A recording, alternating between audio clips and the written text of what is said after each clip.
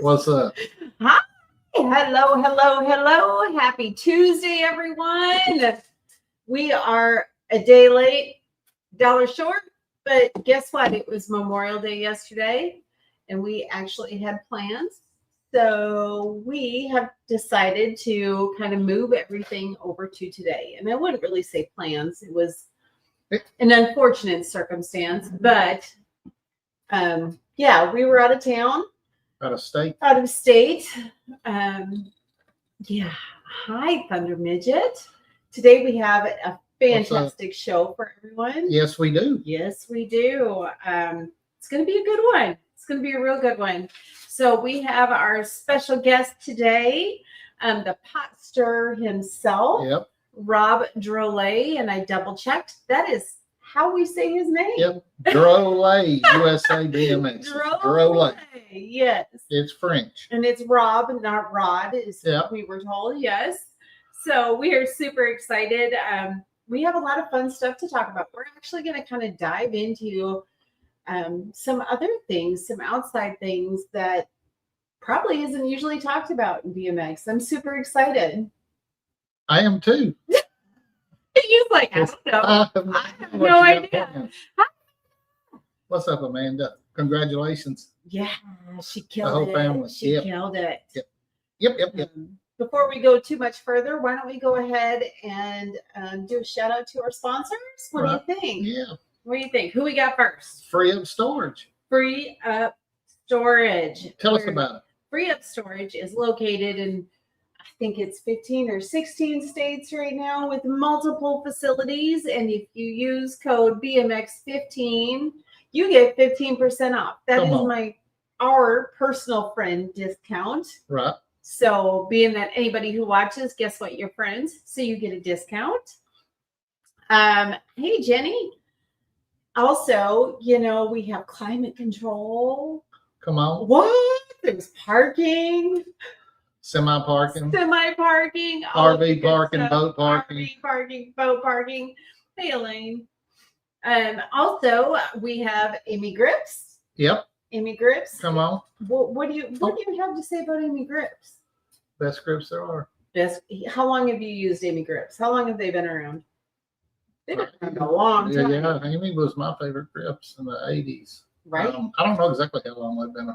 They've been around a long time. They've been around as long as I've been. Right. Not riding the bike, maybe, but been a long time. Been a long time. Mad Maddie is not in the chat. She had to take her daughter to Dallas for a doctor's appointment. She might join us later if we're lucky, but it's hard to say. Right. So also we have Evil Alloy. Yep. Which is also our Gate Drop swag bag sponsor today, right? Yes, Super excited. They have the most original parts out there, and we also have a code for them. I believe it is Rogue 15. I think it'll shoot across the top somewhere. I'm so bad with this stuff. And and we've got 8 degree pedal. We've got 8 degree pedal. For the best pedals in the world. That make you feel good, make you feel important, make you feel special and pretty. Yep. And we're also, Ken sent me my 8 degree thong y'all will be seeing me in later on. I know y'all are looking forward to that. Yeah. Look at the 8 degree thong. Hey, Charles. Hey, Donald. What's up, everybody? Donald. What the heck? I can call him Don. So there's that. It is Don. But anyway, yeah. Thank you, Ken. I know I'm gonna look sexy in it, so I appreciate it. He's got a whole get up plan. Yep. I'm gonna tell you, I'm just letting him go, y'all. You know that I normally try to rein Dan in and kind of keep him under control. I'm letting him go buck wild on this one. When we was out in the garage, somebody said something about it, and I popped my mouth off and said it because I never thought Ken would do an 8 degree thong. So I will show my hairy arse, and we're gonna ride in boots and the thong. It's all happening. Yeah. It'll be fun. It's going to be hilarious. That's what it's going to be. I don't know if it'll be fun, I'm gonna see what the deal is with y'all butt floss. I'm just stuff. gonna let So- y'all know to be prepared. Maybe keep the kids off that day. And I'll this ain't no try to damn pre-warn Walmart you. thong either. No, I mean, he's like excited about the quality of the thong. it is. It looks nice. It- But I it's- might not feel that good. But It almost looks like a swimsuit thong. what are them Speedos? So, Or what? yeah, like a Speedo. Like It's regular gayness. hey, Cole. Yeah. What's up, Cole? I don't know if you want to see your unk in some 8-degree thongs, but it's fixing to happen. Not today. Beer not belly today. at all. Today is all about our special guest. Dad bod dad. So Yes, it is. no thong in today, but we have No. plans. Yeah. Charles says, I think I'll bypass that. Come, I don't know. coming soon. I may not warn anybody just so that you don't have a choice. Hey, you can come be on the show and break out your leopard print Speedo. I mean, we could have it a whole like men's Speedo show. It could happen. No. Amanda, dude, yes, that's what we were talking about. He's got the button down shirt. Yeah, and that's good. It's in the word. I mean, He's got a plan. I I'm got a telling plan. you, I'm letting him go. So fair warning, Mama's not reining him in. It's gonna be wild. Y'all hold on. Hey, Brad, how are you? It's been so What's up, long since we Brad? talked to you. no kidding. Yes. Thank Rob you for is joining. wearing his thong right now, and I think that must be his wife. She probably knows. Busted. Yep. You're gonna have to stand up. You're gonna have to stand up and show us. Oh God! Oh, it's gonna be a good one. I'm so excited. So I'm for wondering if it's like Ken did the 8-degree one for me. I wonder if Tyler did a premier racing. Oh, thong maybe. we'll Maybe. We'll see. It's gonna be fun. Right. So excited. Thank you, Ken, for the Yeah. For the underwear. for the memories. For the memories. Yeah, I don't know what else to say about that. Moving on, we do have we need to Carbone move on. Cartel is also our sponsor. That is correct. Super excited for them. They have kind of joined in, and last week, I think was it last week? Did we give their stuff out? I think we did. So every podcast host has a thought. No, wait a minute. Did he send that to everyone? Because we may need to rethink our Chat GPT images that we've got going right now. Maybe I need to go to work on that one. No? No, I like what, when Rick asked me, or Justin or Arthur says, can you do this? I'm like, let me get working on it, but it's you that does it.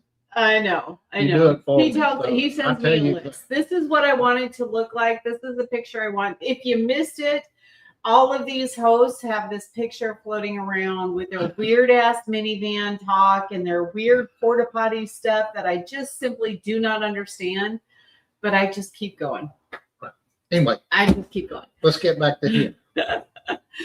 Brad says, "What's going?" So happy to see you guys blowing Oh, you up. got our Let's stuff. go. Yeah, I love thank you, it. Brad. Yes, We're Brad. trying. We're trying. You know us, always doing something.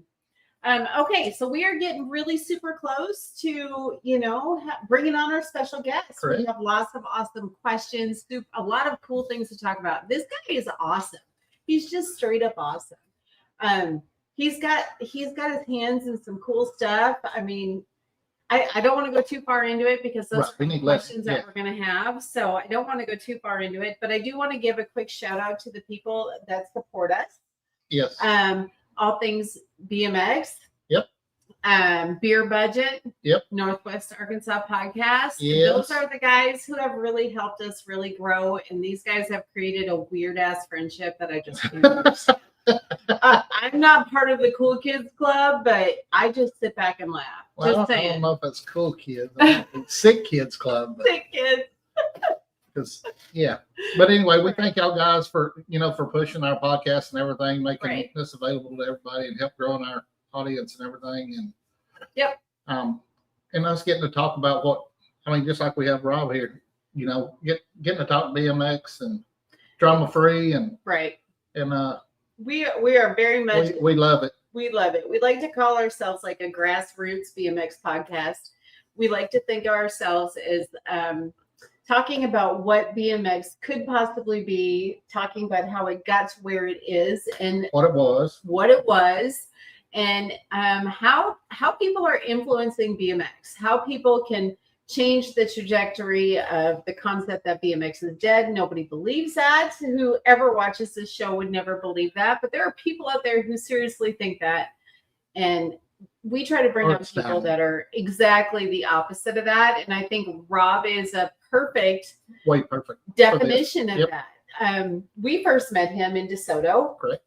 And he was probably the first person that really talked to us at DeSoto, when we were trying to race. Like, Dan just made his comeback, and there wasn't no people. When you don't know people, it's awkward, right? You're getting out there doing a sport that you haven't done in years, and me, I'd never done it, so it was all foreign to me, seeing all these old men on little bikes. But he was super cool. Talked about, at the time he was kind of coaching and doing some fun stuff. So yes, very, very welcoming to us. And then we've been following him ever since. Says Rob for mayor. Boom. Come on. There we go. So anyways, without talking anymore, should we bring him on? Yes, let's bring him on. All right. Rob, if you can hear us, you're about to join on stage. There he is. Hey, Rob. Hello. Can you hear me? Yes, sir. Yes, we can hear you. Awesome. Can everybody hear Rob? Yep. Comment. Say hi to Rob. We are so excited to have you on our show today. I know we were kind of talking in the back, but we didn't talk about anything that we're talking about on the show. Correct. So this could be fun for us. Like, we get to see and learn and hear about who you are and what you do. I'm just a little curious. Well, I know what he does on the track, and that's whooping. He does. And you were in Nashville this past weekend, right? Yes, I was. We watched you, and you didn't slip and fall, or did you get sick from all that rain? Like, wow. No, but that was crazy. First, thank you for having me on too. By the way, you're welcome. Thank you for coming on. Absolutely. Yeah, Nashville was a trip, man. It was crazy. It was a lot of rain. It was very intimidating at times. And, I was like, okay, well, I normally don't wear pads, but I was wearing elbow pads, knee pads. I was even wearing some compression, like G-form padded shorts over my thong, of course. And just in case. And boy, it was interesting just because, we ended up doing 2 nationals on Saturday. Plus we did that, sort of did 2 on Saturday. We did one in, I guess, 1/3 because we didn't get the other 2, we didn't get classes in. And then Sunday, it just made for a really long weekend. And, but no, when it came to the main on Saturday on class, I was like, yeah, no. I watched my team owner manager, Tyler, he went down, and several other people go down. And yeah, Tyler had a pretty bad wreck and up in the hospital. I didn't see that. Yeah. He was in the hospital? Did they take him? Yeah, that was on Sunday for day 3, and he ended up dislocating his shoulder and broke his wrist. Just numerous injuries. And I was like, you know what, it's just not worth it. So I had second lane pick, and I said, you guys have at it. I'm going to lane 8, and I'll let you all go and just do whatever I can, just playing it safe. So, there's still enough races to go in the year. And we got Worlds coming up in July. So what's the point in getting hurt doing something in the rain like that? Right. Exactly. I'm actually upset that we missed that. We usually follow that pretty closely, but Sunday we were traveling. We were.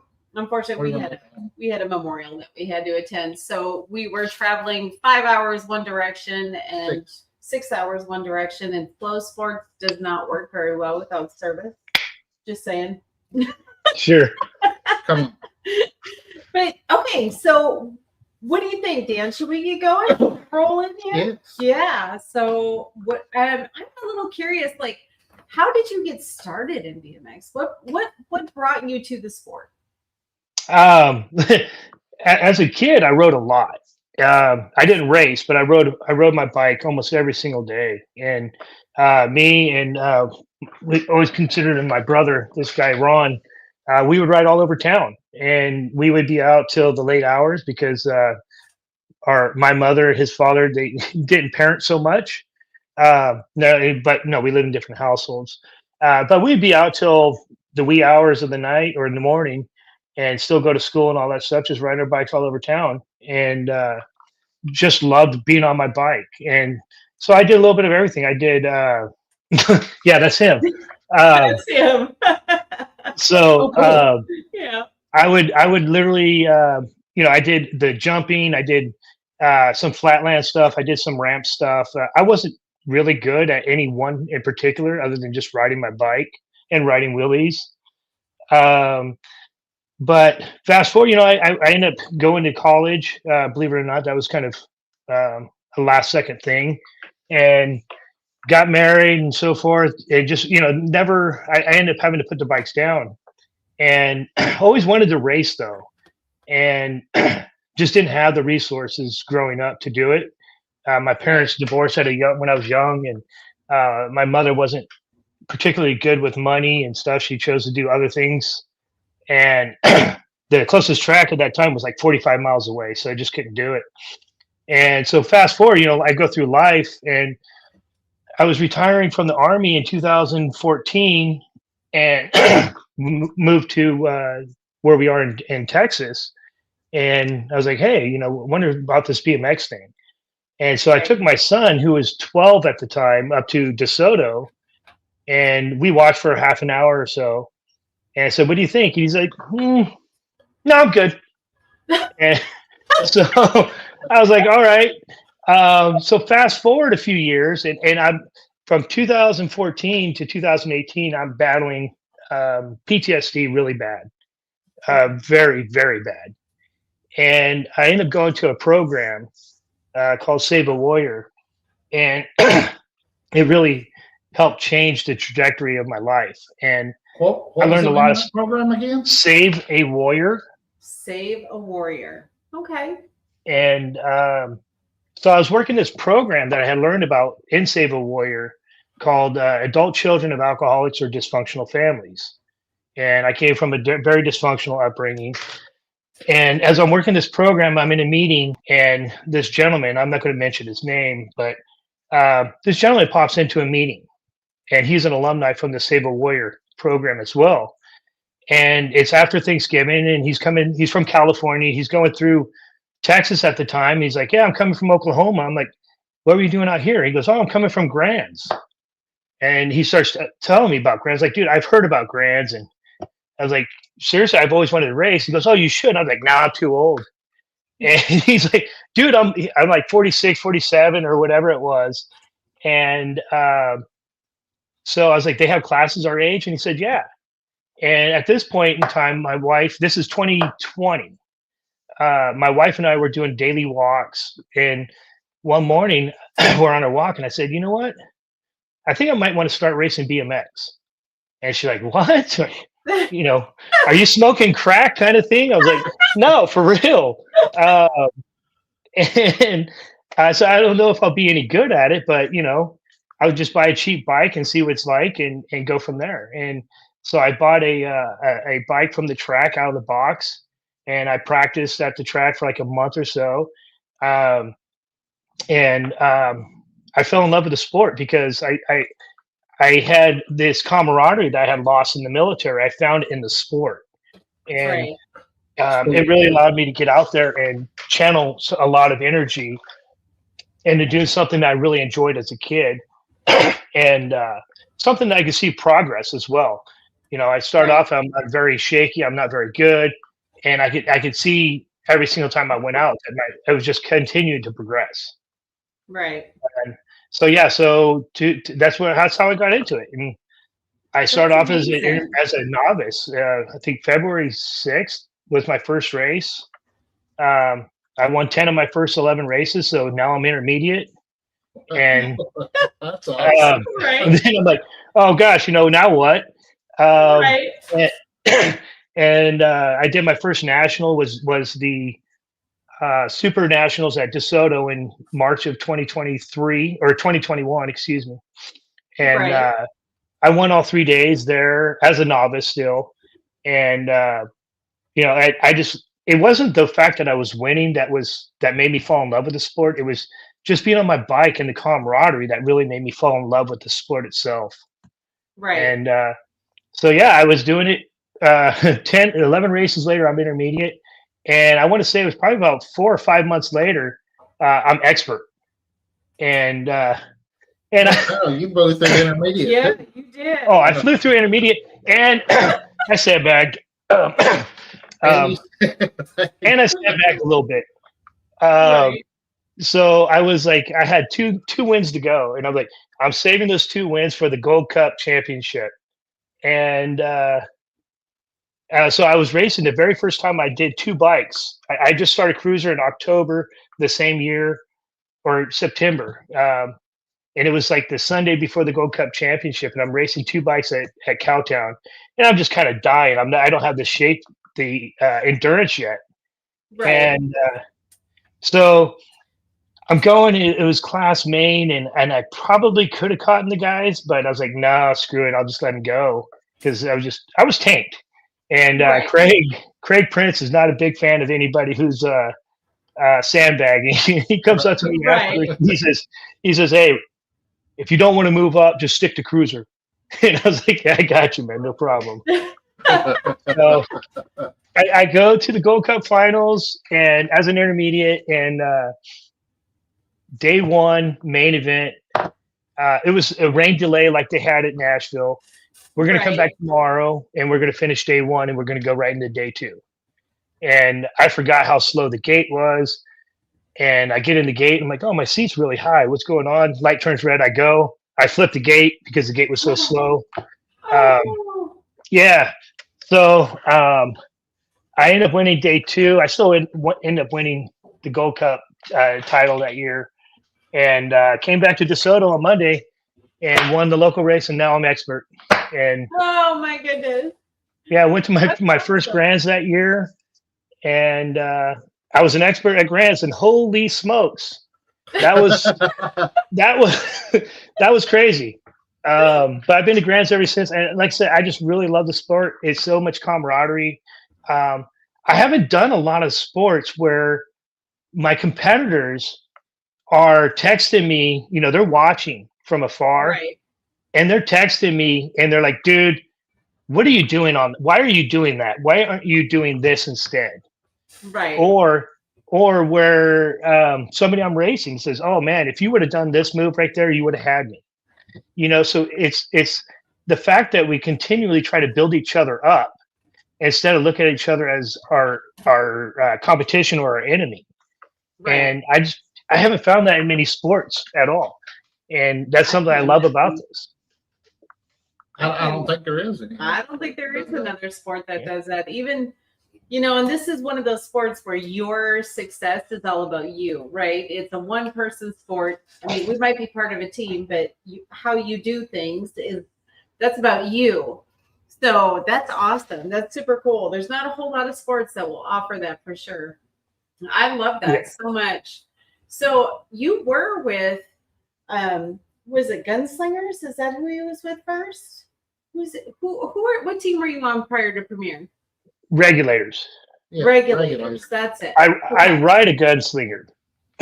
Okay, that's what I was thinking of. So you were with the Regulators, and then now you're with Premier. How did that change come about? What made you decide to do that? It was one of those things where I wanted to be part of something bigger. You know, to be part of a team, I think means something, but the team has to have a goal. It has to be going somewhere. And the challenge with Regulators, we formed that here in Texas. We were part of a different team, but we were doing all the heavy lifting for that team. And we're like, well, if we're doing all the heavy lifting, why don't we just do our own thing? That way we could govern ourselves. And we ended up picking, adding a couple other states. And we're calling ourselves a national team. But are you really a national team if you're not rostering and doing team sheets?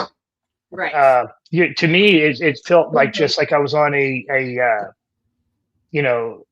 on a team that's not really going anywhere. What are we trying to obtain?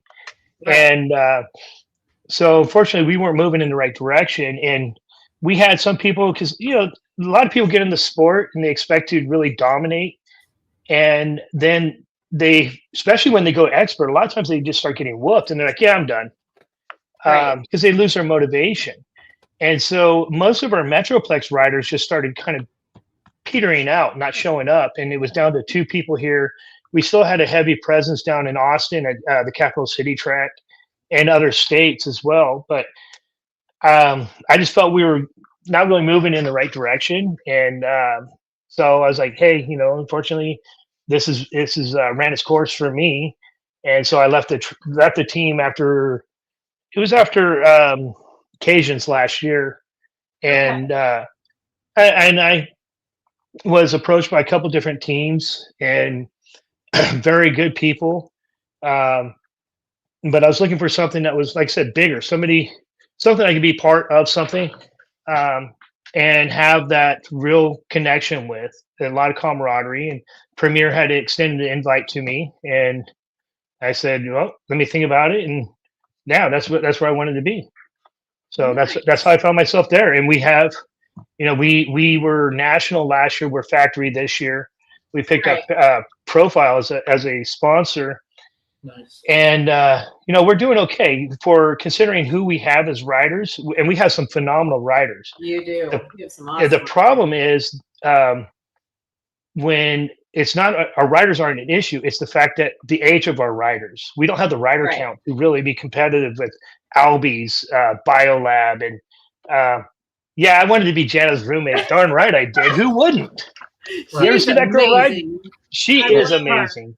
I love her. Hey, y'all have a great group Yeah. Oh, we have of riders, man. we have a phenomenal group of riders, very Right. top notch, and the best part is not only are they good riders, they're great people, Yes. and Right. that's what I really 100% wanted to great. be around, was people who build each other up. And now, don't get me wrong, when I'm with my boys, we bust each other's balls all the time. There's just no stopping that. But Right. we also continue to build each other up, and Right. that's what Premier is all about: is building each other up and supporting one another. And I just love their mission. I love the sponsors that we have. We had one come on last year, the Superman Joe Crow Foundation. Phenomenal what they do, and one of our big sponsors right there. And like I said, it's the people that are getting our sponsors are really, they're good about finding perfect fits for us. It's not about just chasing money. It's about finding people Right. who also can be part of our goal, our vision as a team. Right. That's cool. That's awesome. So were those the deciding factors when choosing a team then? Like, No, it's what can I get out of them? No, I'm kidding. With them. Yeah. What's in it No, for it me? was right. it was about can I connect with these people? And it wasn't about what I could get out of, from them. It was, what can we do together? Right. And what can we build as a team? And Right. we are, as a team, considering, we don't bring many riders in our classes at nationals. Every once in a blue moon I'll have a semi, but you know for what we have, the amount of riders that we have in our classes, we're very, very competitive. Right. And I think right now we're sitting in the top 10 as a factory team, our first year as a factory team. That's And amazing. yeah, we're doing great. And Cool. like I said, most importantly, they're really, really good people. Right. So what is the team's goals moving forward then? Like what is it? I mean, obviously you're the type of person who really enjoys like a structure, like something that'll help you progress. So as a team, is it just to I mean, what's their goals moving forward? To dominate, take over the world. Oh, yeah. Was that Pinky in the Brain? The main thing is to continue progressing and finish the best we could possibly do. And it's not, we are, I think as a team, we're realists. We're not going to be the number one factory team. Right. you can't be the number one factory team unless you have 17 to 20-year-olds that bring in that 35, 40 rider count, as Right. well as the younger kids. We would like to get there, but there is a lot of money required to do that. Right. Exactly. And will we get there? I don't know, but Premier's moving in a phenomenal direction.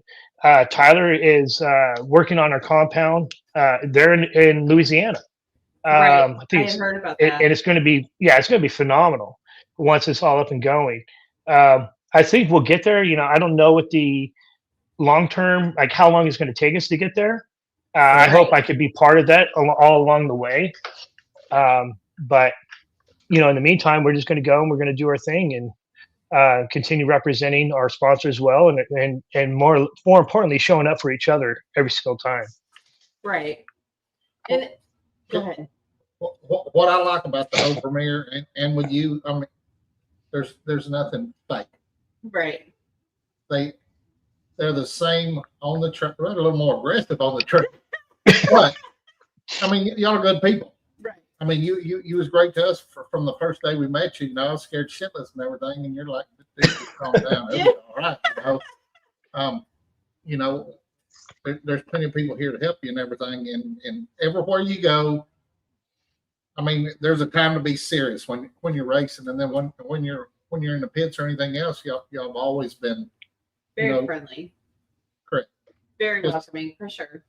And it's everywhere you go. Right. It's not just one race. It's not just at Cowtown, or it's just not at DeSoto. It's anywhere we get to meet any of y'all. Y'all carry the same attitude with you and the respect for each and everybody else. So, I mean, we love that. We are definitely fans of the Premier team. We watch you when you are racing. When we can watch you, obviously, sometimes when we're out racing ourselves, it's hard to watch our teammates, right? And watch our friends. But we try. And when we're home and we're not there, like we were in Nashville, we watched you then. And you should hear this guy. He's anybody he knows. He's on that couch. Going, ow, growl, growl, growl, growl. It's so funny. He corrects me. Well, that's awesome. We appreciate the support. Yeah. And Jana's my girl. I'm just saying. I love that girl. Yeah. She is awesome. Went to West Texas to race her, and she she was, I think, crossing the finish line before I even hit the first turn. So that girl is quick. She's very gifted. Yeah. Yes, she is. Exactly. And most importantly, she's a beautiful person. Right. She definitely is. Super friendly to everybody. It's amazing to have that much talent and not have to be humble about it. Yes, I think absolutely. That's what really. Well, that's why they all make a great team together. Right. They all seem to be happy. Like I said, there's nothing fake. It's all real. And that's what I was going to say. I would agree. We have very authentic personalities on our team. Right. Everybody's humble. We have some phenomenal riders, but they don't walk around like their poop don't stink. I love it. I love it. A lot of people know you as a racer, but a lot of them don't really realize what you've been through in your life story. You talked a little bit about your military background, but we briefly kind of touched on it a little bit today when we were speaking, but I would I would love to hear, if you're comfortable talking about, how the military affected you. And aren't you involved in like a nonprofit, or is that what that is? Yeah. So from the military side, I joined in 1998. I was enlisted. I did intelligence work for 6 years or so before I actually I ended up going to officer school, became an officer, and then I was an armor officer. Went to Iraq, got to lead soldiers in combat in Baghdad. It was a phenomenal experience. There are a few honors in life that I see that are as high as becoming a parent, being a father or mother. Right. A great honor. Leading soldiers in combat is another huge honor, because these people entrust their lives with you. And not only do it's their parents that are entrusting their sons and daughters' lives with you.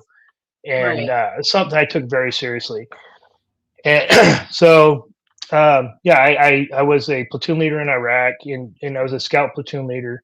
I got wounded, I had one soldier that was wounded in September, or excuse me, July, I believe.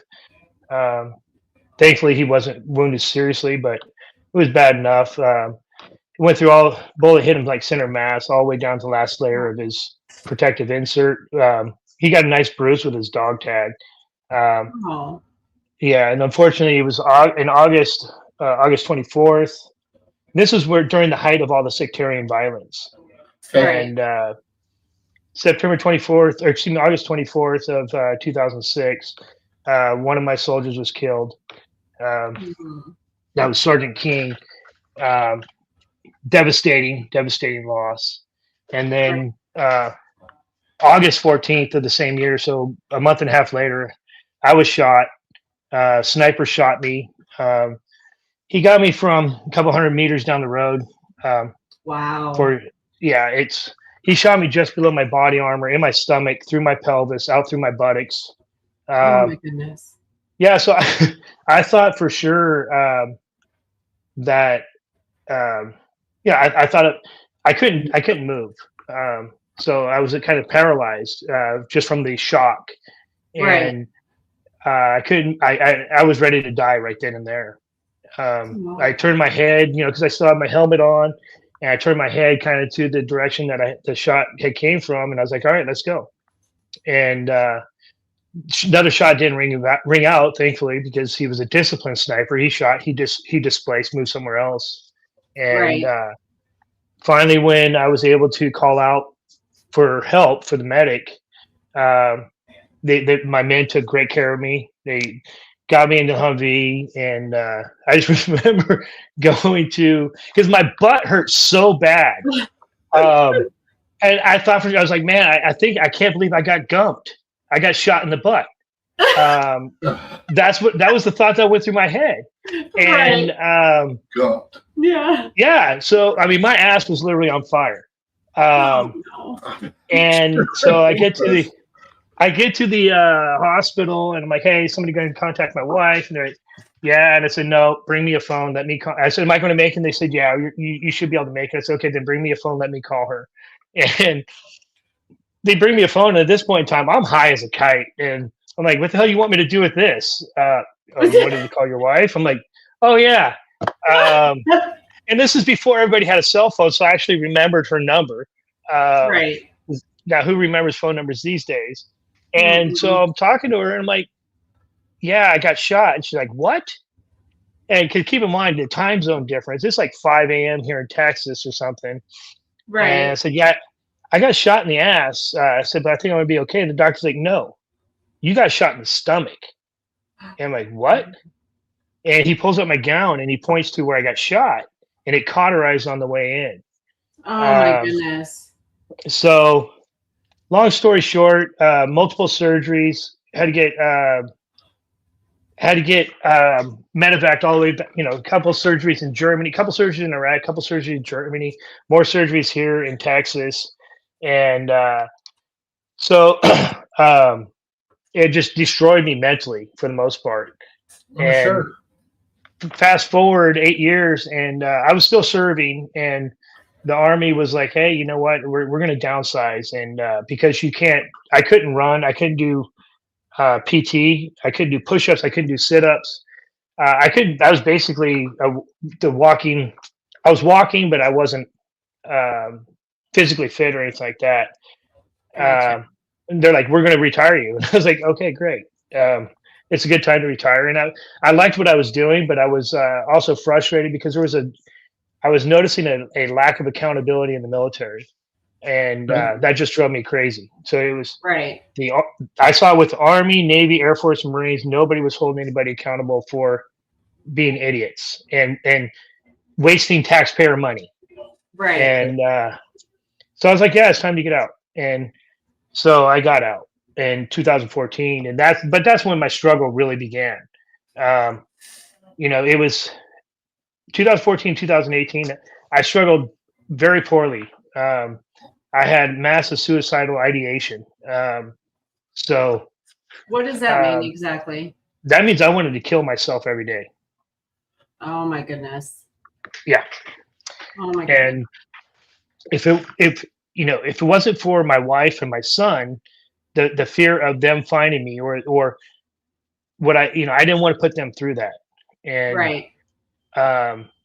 And then thankfully one day I mentioned how I lost my one soldier, Sergeant King, and in 2016 I finally reached out to his widow, and was like, "Yeah, do you really know who I am?" And I was his leader. I was responsible for him essentially being killed. I had a lot of survivor's guilt over that, and Right. so I arranged to go out there and meet her and his kid, and visit his gravesite and stuff, and did that. And I've been going every year since. But even since then, I was still struggling, and so somehow I found my way to Save a Warrior, and was really able to get my life back by doing the work. Right.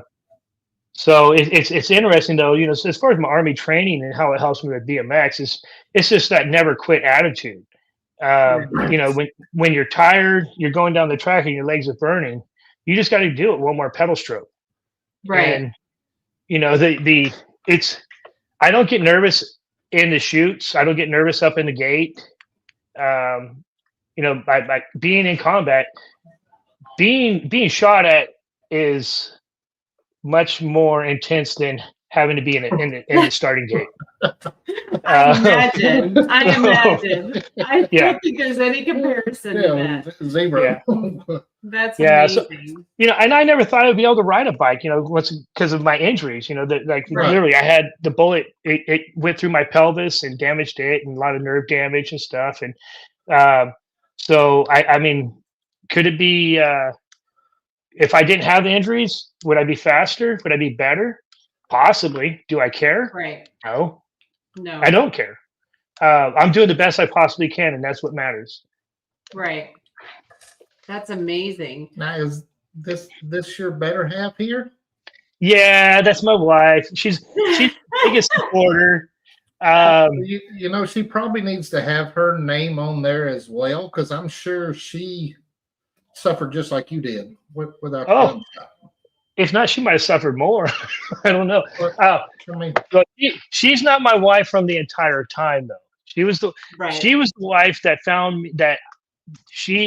Because of my PTSD, my marriage fell apart, and I found Michelle in 2008 is when we started dating, and I told her up front, I got PTSD, and these are all reasons why you should run. And if she told any of your girlfriends this, they'd be like, "Honey, you need to run. Go get away now." And I was like, "Hey, I'm not going to waste my time, catching feelings for you." Oh, how sweet. Catching feelings for you. If you can't handle this stuff now, then let's not even bother. And so she's seen me at my worst, and the greatest thing is that she handled me at my worst. Now she has me at my best. And BMX, there you go. BMX has been a huge part of that, of keeping me healthy. And it's not just physically healthy; it's keeping me mentally healthy. Right. Good support, man. Very good support. That's amazing. Having someone in your corner matters for sure. Yes, it does. Yes. And like I said, my wife is my biggest fan. She tunes in. And now that it's on Flow, she's listening to the audio feed and all that. And cheering you. We may get Flow. I don't know. That's cool. Yeah. Right. So, and even my sister-in-law is a big fan too. And today's her birthday, so if you're listening, Marcy, happy birthday! Happy birthday, sister-in-law! That's awesome. Very cool. Well, that's amazing. That is a serious recovery story that is so well worth listening to. And I must tell you, start off, thank you for your service. Most 100%. Thank you for your service. It is well appreciated. We are huge into that. Yes, we are. We come from a family of military ourselves. Yep. Both sides. Dan actually broke some laws and tried to get put into the military, and they caught him. And there you go. He almost went to jail from, lying about his asthma. Back then, that was a big deal. So, but It's okay. You never went to jail for that. So anyway, thank you Yes. again. It's just listening to you talk about, being shot by a sniper. You don't get to. You might see it on a TV show that somebody Right. survived a sniper shot, but I mean, they're professionals. Right. Hey, you know what's crazy? I have the video of me being shot by the sniper. No. How Yeah. not? Yes. Yeah. So the sniper, it was part of a sniper cell called Juba, the Baghdad sniper, and they made Okay. they were making did this propaganda video. It's probably about 45 minutes long altogether, and he's got these numerous sniping attacks, and I was one of those, and there, it's just straight up propaganda, but Wow. I was one of those in that group that was Jeez. featured in the video. So I'm kind of internet famous. Well, I mean, That's amazing. how did that make you feel seeing that though? Like, was that traumatic, or were you just kind of like, wow, I'm a badass? Like, which No, one? no, it actually, I had no idea what happened. And so I was actually in the hospital. I had to have a surgery. This is like, I was in the hospital for 3 weeks or so when it happened. And then I got out, and then for Christmas, I flew to California, it was California, but I had to have surgery that night because I was having a massive issue. And I got an email from my platoon sergeant. He's like, "Hey, sir, I got the video of you being shot. Do you want to see it?" And I was like, "Yeah." 'Cause at this point, I had no idea what happened. Right. I knew I was shot. I didn't know from where he was, anything like that, and it helped answer questions. Right. And when I saw the video, and it didn't bother me. That's when I knew that me being wounded wasn't the issue, because I already had PTSD. Right. And that was the thing. When I was in the hospital, I was having these issues. I was actually they thought I was having a seizure. And this doctor's like, "Hey, what's going on? How long have you had seizures?" I said, "Sir, I've never had seizures in my life. I think this is PTSD." And they're like, "Oh, no, it's too soon for you to have PTSD." I was like, "You dumbass. I've been here since December. It's October. I've been through some shit." Right. So it had already set in. And so I knew it wasn't that was the issue. And, fast forward through all of this recovery work, losing my soldier was very devastating too, but that wasn't my issue. I thought it was, Right. but my issue was layers lower than that. And I suppose all of that program that you went through kind of helped bring all of that to light. You kind of just worked through it then. No, what the Save a Warrior did is there was a loud pop, and that was my head coming out of my ass. Oh. Yeah, because I was lying to myself about so much stuff. And I went through to see a psychologist every week for 4 years straight. And she'd ask me, what about your childhood? What about this? And I'm like, yeah, it was no different than everybody else's. I don't think anybody really had a perfect childhood, but look at how accomplished I am now. I led soldiers in combat. I command a company. I've done this. Right. I could, but I was lying to myself. And it was they called me on it. They're like, "Well, if you're so sure of it, what are you doing sitting in this seat?" And I'm like, "Well, shit, you might be right." Right. And so I started doing my recovery, and I had to have a conversation with my parents. That was one of the things I really needed to do. And this sounds, kind of cliche and everything, but I went to California. I flew to California, and I had a conversation with my father. My parents long since divorced, and it was a very organic conversation with him. And I told him, as we're talking about my experience with Save a Warrior and stuff, I was like, "Hey, I need to apologize." And he's like, "What?" Kind of thing. I was like, "I need to apologize for expecting you to be a perfect parent." And I said, "I realize now that you were doing the best you could with the tool set that you had. And I forgive you for not being a perfect parent." And when I said that, I dropped tremendous weight. It was very powerful. And my dad, thankfully, I don't know how he felt about it. He never said a word. And it was impressive because I didn't need him to say a word. I just needed him to hear me. And somehow he knew that. And then I had tried to have the same conversation with my mom. Didn't work out that way, which is unfortunate. But you know, and she's long past now, but Right. it was unfortunate that I couldn't get that closure with her because my mother and I were pretty close for quite a long time. But she wanted to make excuses, and I was trying to explain to her, this isn't about you. It isn't about what happened. It's what I need to say in order to get rid of this weight. But it was all through going through all that and working that other program. Sable Warrior just helped pull me out of denial and giving me, you know, basically called me on my rackets, my crap. Right. And then working this other program, you know, I worked, and I still to this day, it's essentially, you know, how does an alcoholic stay sober? 1 day at a time. How does a drug addict stay sober? 1 day at a time, 1 hour at a time, you know, that kind of concept. I have to do my work every single day in order to maintain my emotional sobriety. And I'm happier, you know, I'm healthy because of it. I still remember what I knew about Sable Warrior going into it was so much. Some of it was like meditation. And I remember kissing my wife goodbye when I was going. I was like, yeah, I'll see you in a week. I'm going to go learn how to effing meditate. I thought it was the lamest thing. Greatest thing I ever learned to do was meditate, man. I went from being a reactor in my life to being a responder in my life.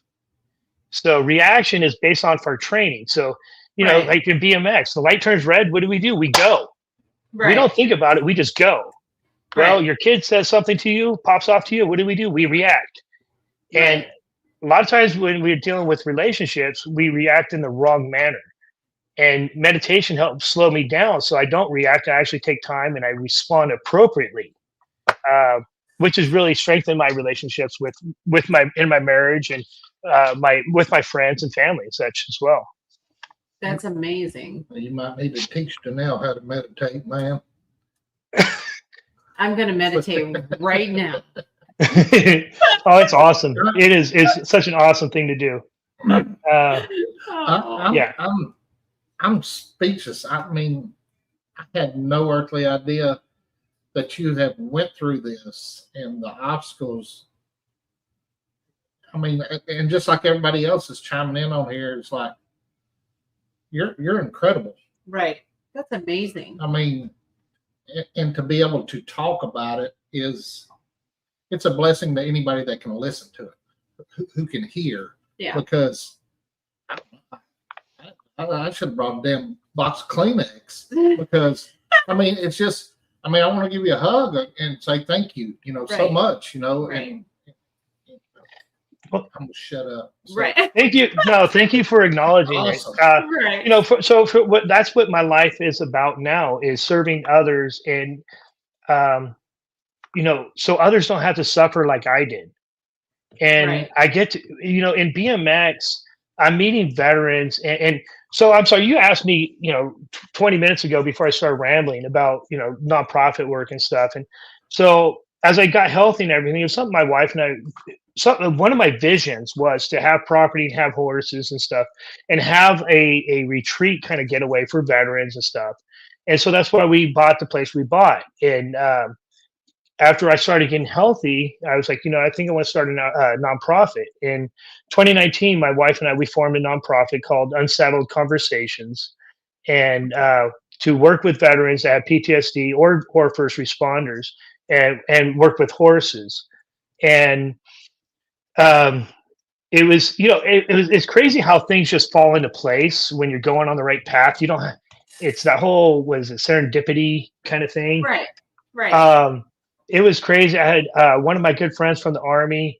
He was here visiting, and he left. And after he left, the mailman came, and I got the notification from the IRS that we were approved as a 501c3 that same day. Awesome. And then something else had happened. And then I had the first client reached out and all this. So everything just started falling in place. And so if we open our eyes to see what's out there, we will see signs of the direction that we're supposed to go. But we have to be willing to look. And Right. that's the problem. So much time we're spending our time like this now that we're Yeah. not seeing all the signs of the universe that are talking to Right. us. Exactly. So yeah, we were doing that, and unfortunately, the sad thing was it didn't take off like the way I had hoped. Right. And I got a lot of interest from people all the time, and most of the time it was when they were in crisis. Now, keep in mind, I'm not a therapist. I'm basically like a life coach, a mentor kind of thing. And I'm not telling them what to do. I'm telling them this is what worked for me. Right. And so I get a lot of interest and everything, and then they would be out of crisis and they wouldn't follow through. Gotcha. So it just kind of fizzled out. But what I'm finding in BMX is it doesn't matter if they're a veteran or first responder. Trauma is trauma. Right. And that's one thing that a lot of people mix up is that it becomes this measuring contest. Oh, well, of course you have PTSD, you were in combat. Like, how's my trauma from combat any different from somebody's trauma from getting their butt whooped by their parent or anything like that? Right. Trauma is trauma. And so I'm able to still be of service to others, even in the BMX world, when I'm talking to people. And like I said, I strive for these authentic conversations, connections with people. When when I ask you, hey, Donelle, how are you doing? I don't want to, oh, fine. No, I'm serious. Like, how are you doing? What's going on? Tell me what's been hurting. What are you struggling with? Those are the conversations I want to have because that's what freaking matters. Right. Exactly. And exactly. And that's why I think we, especially in the veteran community and first responder, we have a suicide epidemic because men are not used to talking to other men or being able to air what's going on with them. They don't have these authentic conversations, and we need to get back, or we need to get to a point where men are feeling safe to have these conversations with other men, and Right. and not be afraid to tell, hey, you know what, I love you. Instead of being somebody like, oh, you're so gay, it's stupid. Exactly. And who cares if you're gay anyways? Be who you are. Be who you are. Love everyone. So that's what I strive for, is these authentic conversations, and I try to have them in connections with everybody. And I found so much of that in BMX, and whether it's in the shoots. I was talking to a gentleman this weekend, and in Nashville, he just retired, 35 years in the fire service. I can only imagine the amount of trauma that he's seen. Exactly. And so we need other people to be open and willing, and just to hold space, just for these others to talk. Right. Exactly. So I'm curious though. So from the time when you, I guess, got on a healing path to the time you found BMX, was that like almost instant, or was there a break in there? No, there was a couple years. I started on the path of healing probably 2019. And it was just really going in the right direction. And 2 years later is when I found the BMX stuff. And like I said, I have a kick-ass posse. We call ourselves it's the Alt P BMX posse. It's all Arkansas, Louisiana, Texas posse of BMX. Awesome. Great men, love them to death. But it's what BMX has done is further strengthened this recovery, because it allows me to be present physically and mentally, and not just for myself but for others. Right. There you go. Right.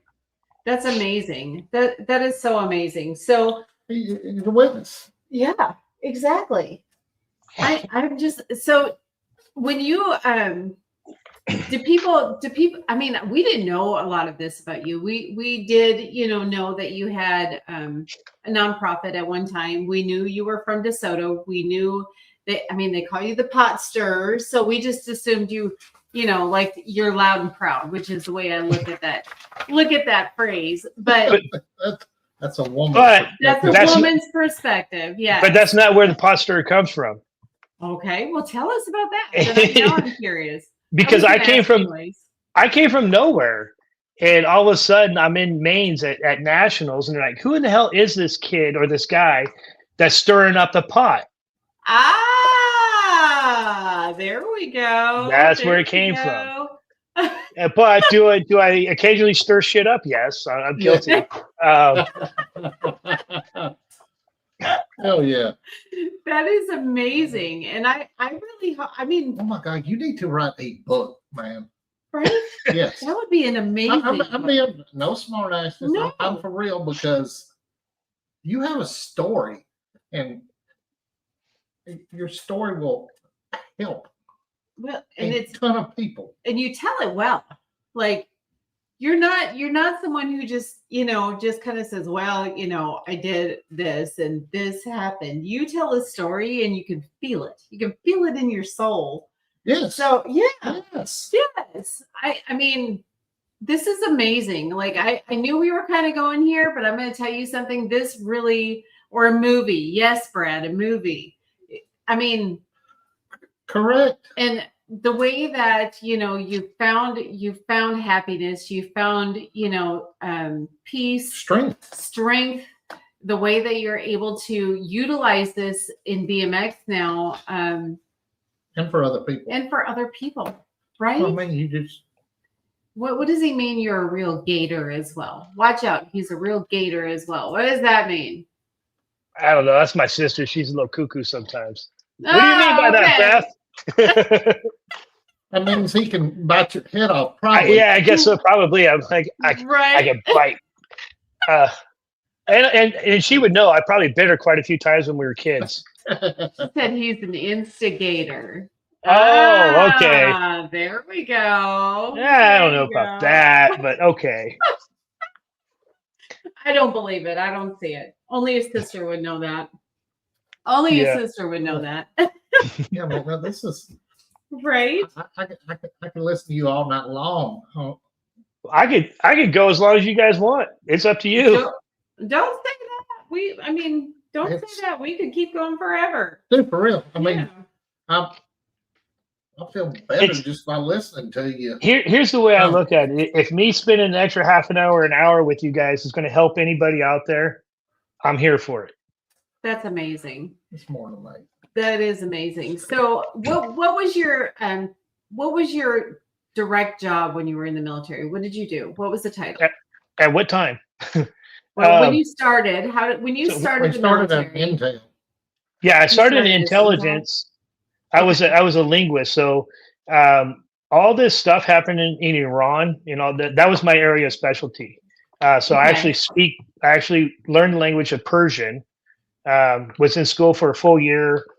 Graduated top of my class. I could read it, I could write it, I could speak it, and that's what I did for the first 6 years of my military career. Was Persian linguistic stuff. And then when I went to officer school, I was an armor officer. So I had tanks, I had Bradleys. So I had Abrams tank, I had Bradleys, and I had Humvees. When I was in Iraq, I didn't have tanks. I just had Bradleys and I had Humvees. And I was a scout platoon leader, meaning scouts traditionally are the ones that go out and they get involved with the enemy, and they don't get into a decisive engagement. They just kind of keep the enemy focused on them while the heavy machinery, the tanks, come around and kick their ass. Okay. So that was but that's in a traditional role. Iraq, there was nothing traditional in Iraq for this war. Right. And then after I got shot, I was like, you know what? And I had been blown up too. And I was like, I don't mind being shot at. Being shot at is not a problem. Being shot is a problem. And so I was like, let me see. I still have my language skills. I still have my clearance. I had top secret clearance. And I was like, let me go back to see if they'll take me in intelligence. And so I went to Intel, and then they were talking about retiring me at that point in time. And I said, what can I do? And they said, hey, we want to retain you, and this is the career path that we want you to do. And at this point in time, my wife at the time and my kids had moved to California, and I had developed this 5-year plan that I'm going to go back to California. I'm going to go to language school. I'm going to go to grad school out there, and I'm going to command out there. I want to be out there for 5 years. Right. And this was in my head. And the Department of the Army, I get a phone call from this full bird colonel, and he says, "Hey, Rob, I want to retain you in intelligence, and this is what I'm thinking about doing. Right. And I want to make you a foreign area officer, which is kind of like a working embassy, be the subject matter expert for a region." And Okay. he goes, "That's what I want to do with you, make you subject matter expert for this region. Going to send you to going to send you to Monterey for language school. Going to send you. You're going to do command out there." And he told me my 5-year plan. I was like, "Holy shit!" Talk about things lining up. Right. And Exactly. so I went there in Monterey, and I did. I was in command. I had commanded a company of 250 soldiers that were learning Arabic, and had a successful command. And then they're like, "Hey, now you're going to go learn Arabic." And now this is where my story just kind of starts going downhill, or my PTSD starts going downhill. Okay. At this point in time, I'm 40 years old or so, and I'm on tremendous amounts of drugs. Oxycodone, Oxycontin, Xanax. I forget what else. I mean, it was a cocktail of drugs because I still had tremendous amounts of pain. I had a lot of nerve pain. I had anxiety. I had all these things. So, and I take this pill for the pain. Well, and then that creates this problem. So I got to take this pill, and it just all started climbing on top of each other. And I couldn't learn the language. I could have maybe if I was younger and if I was of clear mind, but really Right. struggled with Arabic. So I lasted a few months, and I was like, no, I can't do it. And so then I became the associate dean. So I was a senior military person in the Persian schoolhouse, and which is awesome because that gave me a unique perspective. I had learned the language. I speak the language. I commanded there, so I understand the ins and outs from the student perspective, from the company's perspective, all the different perspectives. And I was doing that job when the Army said, "Hey, we're going to retire you at this point in time." So Gotcha. that's what I did, more or less. Gotcha. Well, that makes sense. So, you've been through so much, and you obviously worry about other people, and you care about other people, and that's super important to you. What do you think are some things that people misunderstand about PTSD? That I think one of the biggest things that people expect us to be violent, have violent outbursts, or another one is I think there is this myth that it doesn't go away. I can't tell you 100% that mine's gone, but I could tell you it's been a long time since I've had that I've noticed that I have any signs of PTSD. Good for you. Yeah. And then that's because I do my daily things. Every single day I wake up and I decide, am I going to have a shitty day, or is the day going to have a shitty me? Or am I going to, I get a choice. Yeah. Right. And it's all about my perception on life and what is happening to me, as opposed to, I could be a pessimist or I could be optimist.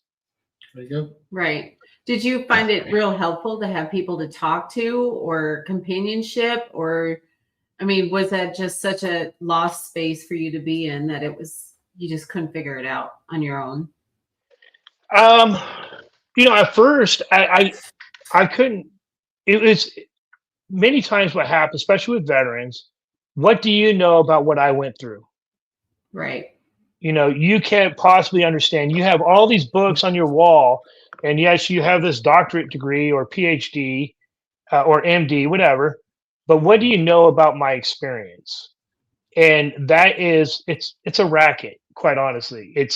We're lying to ourselves because we're making ourselves be much bigger than what we are. Because remember what I said earlier, trauma is trauma. Right. And it doesn't matter what the person's credentials are. The main thing is the answers lie inside of ourselves. And it's a matter of having somebody pull these answers out by asking the right questions. And if we look inside of ourselves and keep asking ourselves why, I think my wife mentioned this to me a couple of years ago. This concept, it's like Yoshimura Toyota has this thing called the 5 whys. the question why. You could get to the origin of the problem within 5 whys. Why is this happening? Okay, then you go one level deeper. It's like Shrek said. Ogres are like onions; they have layers. So you got to keep on pulling back the layers until you get to the core issue. Right. Exactly. And so, for the most part, I mean, my wife has been a huge supporter of everything, and I wish more men had a person in their life like her, that I'm able to be vulnerable with her without judgment. Right. And that's huge. And not once has she ever thrown that back in my face. That's amazing. Or made me feel like I was less than for crying over something, anything like that. I don't feel judged. And so I know she's a safe person. And men need that kind of stuff in life. We need a partner that will listen to us and let us vent and talk. And we need other men that we could talk to about that. Now, in BMX, I found some people I could have these deep conversations with, but for some, they're not ready for that. Right. And when they're ready, we could have those conversations, but it's a matter of being there for each other, however, showing up where they're at when they're there. Right. Exactly. And I think there's a huge misconception that men have to be these super strong people all the time, that if something happens to them, they're supposed to just power through it and remain strong, remain the protector. But a man can be vulnerable and still be a protector. A man can, it's okay to have feelings and emotions, because honestly, that protector, without expressing those emotions, can become a very unhappy person. And unhappiness results to alcohol abuse, drug abuse. It results to physical abuse, whatever it might be. And, there's just a lot of things that tie to that. And, some people use, therapy, or they go through people to talk to. Some people use a sport to change, like BMX, to kind of help drive them and, help work their things out. When you are actually out on the track, where does your mind go? I mean, like, this has kind of been, a transition for you. Now this is something that you do to benefit your mental health, your physical health, all of that. So does your mind, when you're on the track, do you just shut it off, or is this a healing thing for you still? No, honestly, like in the gate, it's an excellent question. When I'm up in the gate, like in the chutes and everything, I'm not thinking about the race. And you got to understand, I'm the exception in the sport. I'm not the norm. And I'm trying to say this without sounding douchey, but I'm riding extremely well for how little I've been in the sport, how little time. Right. And if I took it more serious, I would probably be riding better. But it's not about that for me. I don't care about being the top, national one or anything like that. I want to do the best I possibly can with the way I'm doing things, and not have to put in the extra work, because this is my hobby that I love doing. I don't want it to become a job.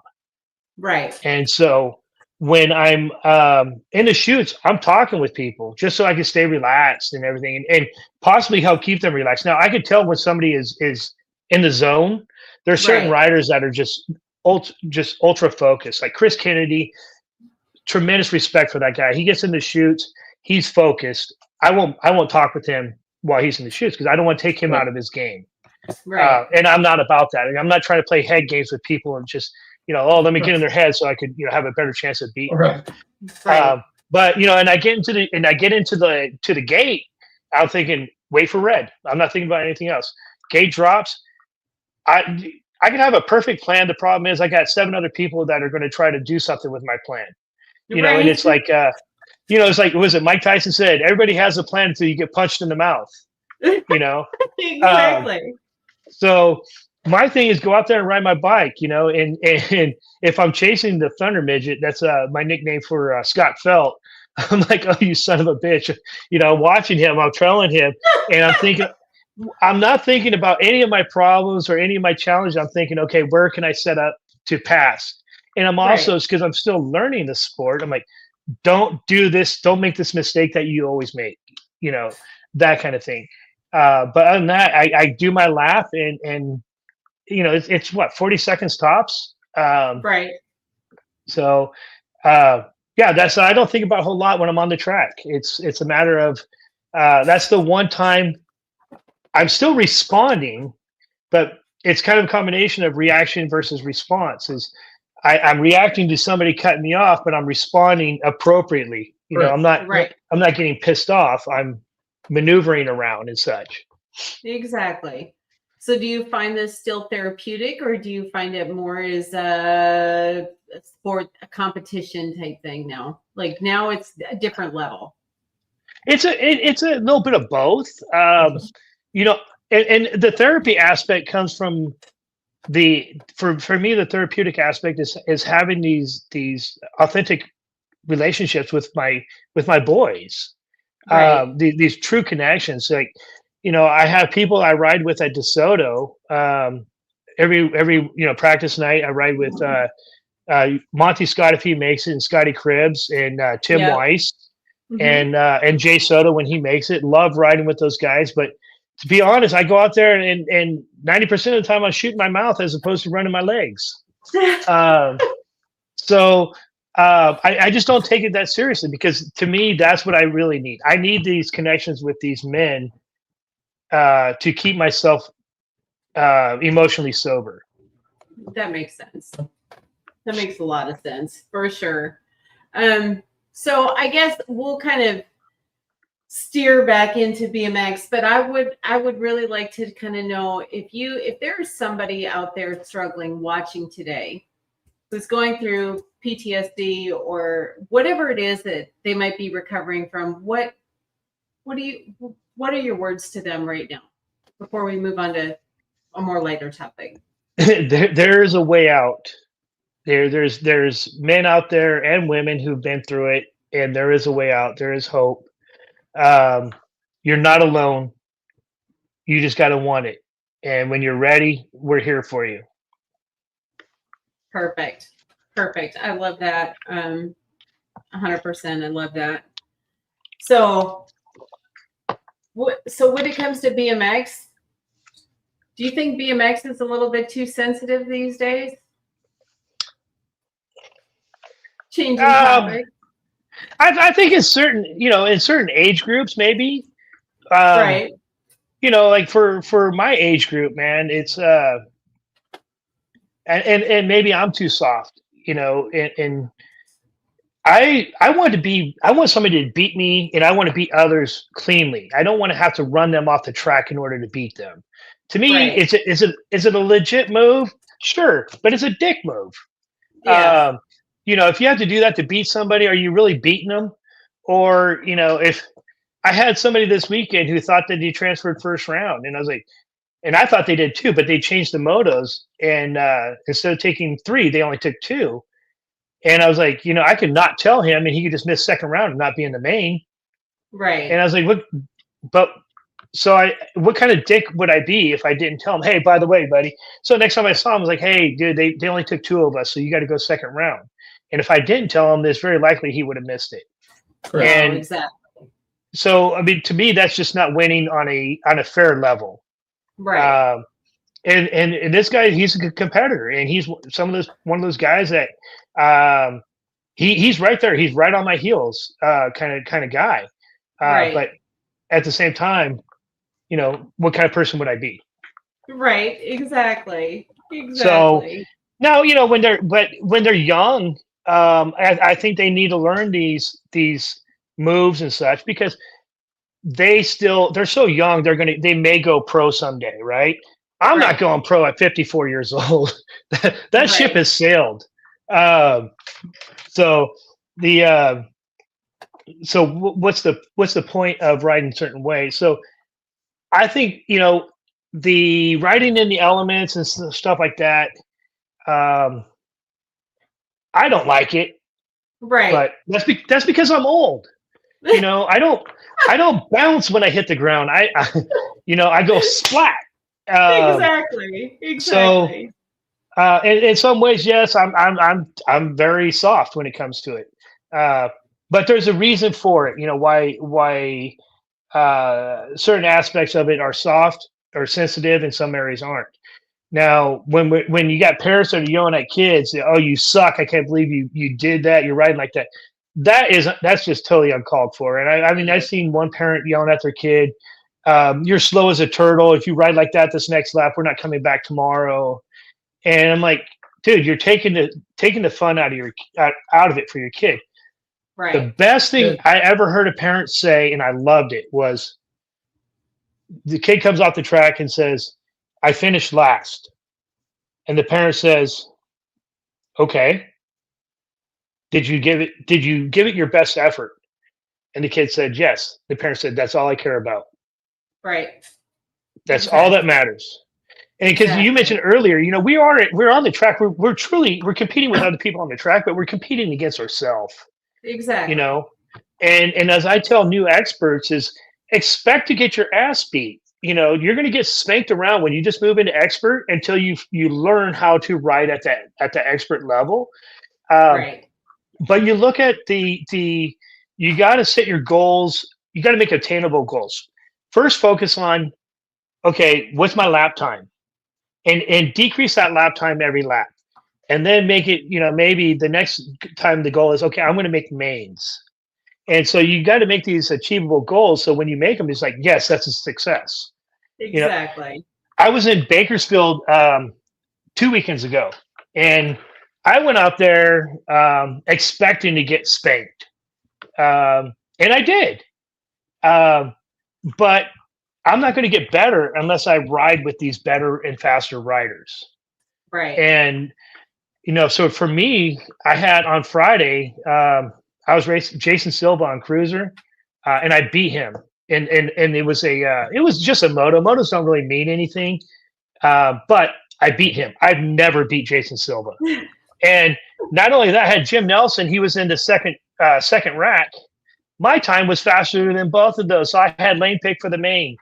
That was my win for that weekend. Right. There you go. It wasn't the fact I didn't have to beat him on the track.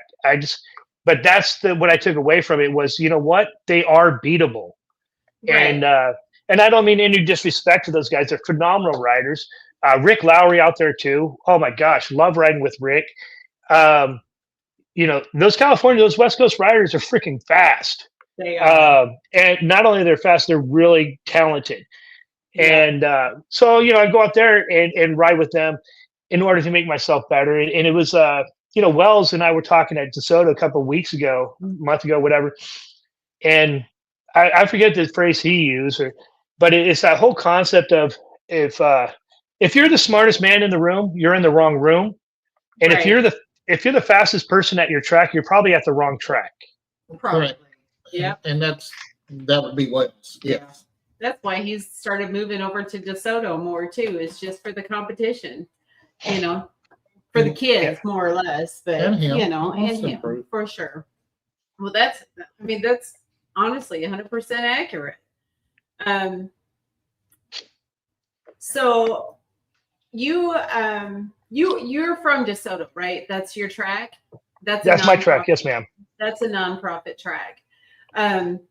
And there's a lot of nonprofit tracks out there. We were talking before, we kind of dove into, what your thought process was on nonprofit tracks. I know there's a lot of different ideas about how a nonprofit track should be run, but I really, really would like for you to kind of dive into what you think a profitable or a successful nonprofit track should look like. That's a great question. To me, when you're talking nonprofits technically belong to the people because the people are subsidizing. The people are paying the taxes for that business, right? Right. And so the way I see a nonprofit track is the track itself should be the rider's track, as in the rider should have a say in how that track operates. You still have your TO, right? You still have a board, but the riders have a say in who's on that board and who's going to be the TO. Because you get into situations where the riders have no say on any of that stuff, and they just get disgruntled, and then they stop showing up, and certain circumstances, the riders don't have a say in who's on the board. Who does? Right. So you get the board voting for themselves. And in my opinion, that is a recipe for disaster. And it leaves, like I said, it can make a lot of people disgruntled. And it doesn't go in the direction that the riders want it to go in. It goes in the direction that the board wants it to go in, or the TO wants it to go. So I would love to see nonprofit tracks run with a lot of input from the riders. And because once again, the track belongs to them. You should never hear a TO or a board member say, "That's my track." No, that's not your track. That's our track. Right. That makes a lot of sense. So you think like a voting system would be the best? Hit the best button, solution? Donelle. Hit the button. I gotta find the button. You're button. killing me. You hit the button. Where's the dang button? There. Yeah. Okay. That's it. Yeah. Nailed it. Yeah. So you think like a voting system would be the best thing? Like all of the parents who are, or like the members of the, the members of the track, the ones that call that their home track, they should have like a voting system, or you think like a city council type meeting, or what would that look like? I think definitely that they should have, some tracks are doing something like that. Some tracks are really good at being transparent. And I've seen this West Texas, Midland, West Texas BMX, and a few other tracks across the country that I follow. They put out newsletters about what's going on, and they have meetings and stuff. I think Cape Coral has a monthly meeting, and they encourage the riders to attend. And if they show up, they get a free practice. Right. And so there's that buy-in that you know what's going on, and you're bought into the system. You're part of it. And You have a voice. yes, you have a voice. And so should there be a voting system? Yes, I feel there should be. The question is how do you go about that to make it work right? And the reason why I mention that is because some people come into BMX, they're in it for, a month or 2 months or a season. That's it. And then they're out. Right. So should they have a voice? And so you have to look at the metrics and decide, okay, what is a rider's vote worth compared to a board member's vote? And so maybe it's the rider's vote counts for 1/3, the votes for the board is 2/3, something. But it's the vote. I feel that the rider should have a say in the direction of it, and therefore, yes, a vote of some sort. What that vote of a rider weighs compared to a board member, I don't know. Right. But I think there's better ways of doing it. And I think some tracks are doing it right. I just don't know all the ins and outs of what they're doing.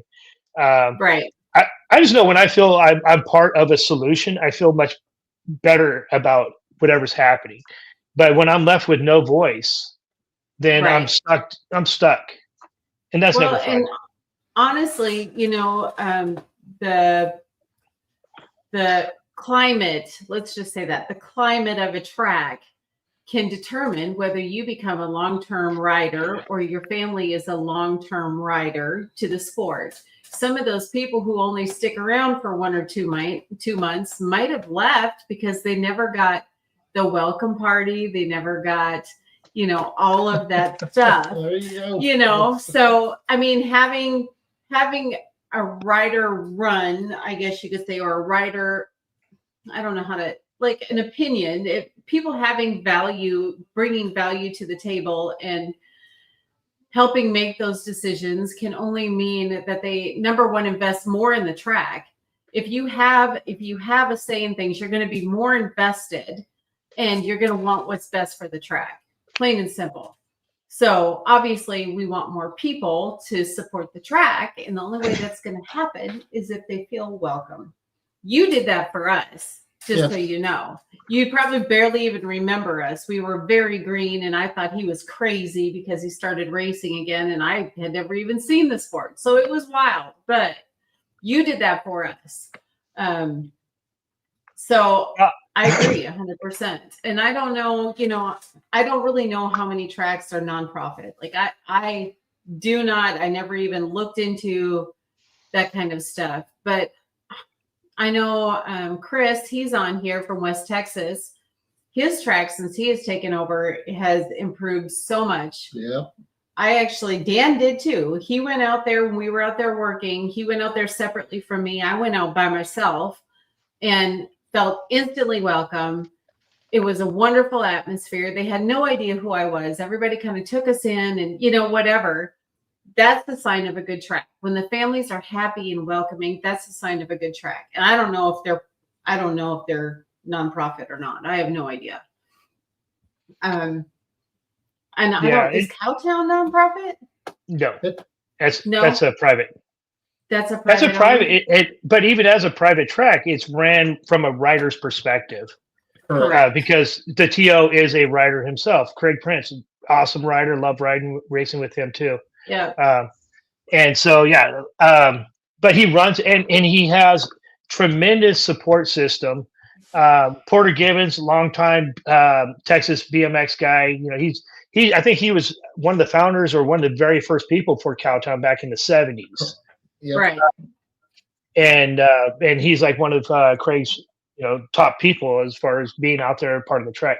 So they know BMX, they know it from a rider's perspective. So they're phenomenal as far as operating. Even as a private, they still operate in a way that riders appreciate. Right. And that helps when when you have a board that knows BMX, but more importantly, when you have a TO who's doing the daily operations that knows BMX. That's huge. That is huge. Because it's not just local BMX. It's when you go around from track to track and see how all these different tracks operate, you learn what's great, what's working, what's not working. You learn a lot more. But if you're just staying local, you're not really learning much about how you can improve your own program. Correct. Agreed. Correct. That's awesome. So we might need to start a petition. Rob needs to be on the board. What? Say it. Look at him. He's like, no, I didn't ask for that, but I'm just saying. Rob wants to ride his bike, and Rob has strong opinions on how things should be. It doesn't. Here's the thing: it doesn't mean that they're right, but in my mind, they are. You put it the way you word it is very effective, and I couldn't agree more. I mean, seriously, I couldn't agree more. That's something that we've talked about many times on our show, is how we can bring more riders and how the atmosphere at a track affects the climate of a track. Right. Affects, what happens in the sport. That's because correct. nobody comes into the sport a pro. You didn't come in a pro. Right. You had a natural talent that you didn't realize was there. But like me, I have absolutely no talent in the sport. I have to really work hard to just simply get around the track. So for me to stay in the sport, to go to the extreme of hosting a podcast on the sport, I have to have the right people that surround us to make that happen. Right. Luckily, we generally do. And that's key too to so many of these very successful tracks, with a really good core group of volunteers, like Craig at Cowtown, phenomenal, man. You see Donnie saying it right there. Track is only good as its volunteers. Donnie Drolet, phenomenal rider, long-time rider, great man altogether, and is, I think, probably Craig's lead volunteer. The guy is busts his ass off out there all the time. And we had that. DeSoto had that for quite a while. And I was one of them. I was actually Volunteer of the Year at DeSoto in 21. I think I was also the Ryan Sheehan Award recipient in 22 for DeSoto. And then, we were talking about the climate. If the climate's not right, the morale goes downhill, and gets to a point where it's like, how much time do you want to put into something that is not that's affecting your mental health rather than helping it? Exactly. And to me, that's the most important thing. I protect my mental health at all costs. Right. Good for you. Good for you. Absolutely. Makes a lot of sense. Well, I love the fact that you are still racing, still killing it out there. Oh, hell yeah. That's awesome. Thank you. So What should tracks, do you think that's what tracks should really focus on more than just racing then? Do you think they should be focusing on the climate, or do you think they should be more focused on what the track appearance is or the quality of the track? What's priority for a track to succeed? In my opinion, the most important thing is the climate. Okay. Climate first, because you could have it's I say this often in regards to people. You could have the most beautiful woman in the world, and she could be a drop dead gorgeous. She's a 10. But if her personality is a 1, then she's a 1. Right. You know, and so the same thing, you could have the best track in the nation, but if the climate sucks, people aren't they're not going to want to go there. Right. So that's important. And then it has, from there you got to have it's got to be a rideable track that's not going to hurt people. And I forget what order that you asked, but yes, definitely, I think climate is huge. You got to have the right people in place, because if you have somebody that's not a people person, doesn't know how to deal with people, then people, they're just not going to want to come back. You're not going to have your volunteers, and you're not going to have the people that keep coming back to the track. And the thing is that kindness is what do you call it? I can't think of the darn word, such a basic word. Contagious. But if I'm kind to you at the track, you're going to be kind to somebody else, and it's just going to spread. Exactly. Exactly. It's a pay it forward, contagious. Yes. Happiness is contagious. And one of my favorite movies of all time, Pay It Forward. I love that movie. That concept. That's how I commanded. That's how I led as a sergeant in the Army, and that's how I commanded. Was if I treat my soldiers right, they're going to become leaders, and they're going to treat their soldiers right. So, what kind of world is that? I just impacted not just the 250 that I commanded. Now they go and they're leading soldiers of, just as a squad, say they each have 10. Now it's up to 2,500 people's lives that I've impacted. Yep. Phenomenal.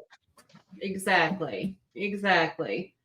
Preach it, brother. Preach it. Yes. All right. So we are going to take just a second of a break. And because I just realized we forgot to do the red light. Well, this is way more. This is way more important. This is way more important. Giveaway. Yes, for sure.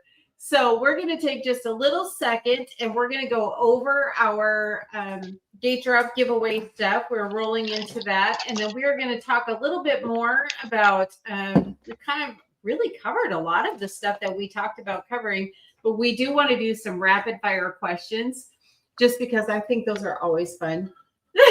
I think they're always fun. So we are going to do our gate drop giveaway. Today, our sponsor for our gate drop giveaway is Evil Alloy. Evil Alloy, yes. And do you want to show them what they can win before we get to the question, or do you want to wait? But if you spend $50 or more, you get free shipping. That's $150. Oh, no, 150 or more. No, if you spend $50 or more, you get 10% off. Yep. Is that? Lord, I'm so bad at this. It's right there. So bad. It's right on the top, y'all. It's right on the top. Evil Alloy is our gate drop giveaway sponsor. Yep. So I'm pulling this out of the bag, little jewelry bag, as I call it. So it's a seat post clamp. Look how cool that is. He makes some amazing stuff. I'm just telling you. It even says Evil Alloy. It does say Evil Alloy. The camera wants to focus on everything back here, and it won't go in there. But they're pretty badass, man. Yeah, they are cool. And the stems and everything, and we've got the Triton stem on the side hack. Right. And it's bad to the bone. Yeah. But anyway, we got that. We got some koozies. We got some koozies. Free Up Storage. Always supporting us. We got some pins. Some pins. We've also got a keychain from Free Up Storage of with a bottle opener. And it's a bottle opener. How cool is that?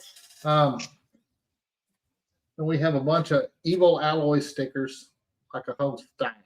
Right. And then we're gonna put in a sticker. Yeah, he did. We got some Going Rogue BMX stickers, and from Miss Holly Dunn, we've got Taco Rita. Taco Rita. There we go. Boom, boom. So in order, that's it. And that's it? Okay. So in order to win that, we have to go into our yellow light gate drop giveaway. In one sentence, what do you say to yourself when getting in the gate? So that's what the question is, y'all. Put that in the comments. In one sentence, what do you say to yourself when getting in the gate? We are going to kind of roll into our rapid fire, wait and see what people come up with before we do our giveaway. We are going to choose one. I'll choose one. Dan will choose one. Rob will choose one. And then so, one sentence. What do you say to yourself when you're getting in the gate? I can tell you what mine is.